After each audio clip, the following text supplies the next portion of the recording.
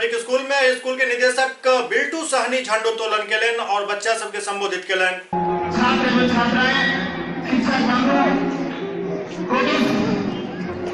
राष्ट्रीय पर्व गणतंत्र दिवस के अवसर पर मैं हार्दिक अभिनंदन एवं शुभकामनाएं व्यक्त करूं कि हमारा राष्ट्र अपनी स्वतंत्रता को बरकरार रखने के लिए हमारा संविधान को सुंदर सजग बनाए रखने के लिए अपने संविधान को बरकरार रखने के लिए इस भारत के नागरिकों को संविधान का अक्षरशः पालन करने के लिए प्रत्येक वर्ष इस सुनहरे मौसम में साल के प्रथम महीना में 26 जनवरी को प्रत्येक साल हम पूरे भारत वर्ष में जोश खरोश के साथ इस गणतंत्र दिवस को मनाने का काम करते हैं और इस गणतंत्र दिवस के अवसर पर हम अपने राष्ट्र के प्रति संकल्पित होते हैं कि हम अपने राष्ट्र की अक्षुता को बरकरार रखें, हम अपने राष्ट्र के रक्षा के लिए समर्पित रहें। Powerful countries of the world,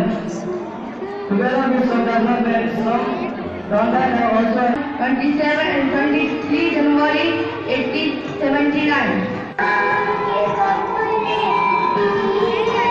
Dr. B. Rao Ambedkar. As we all know that B. Rao Ambedkar was popularly known as Dr.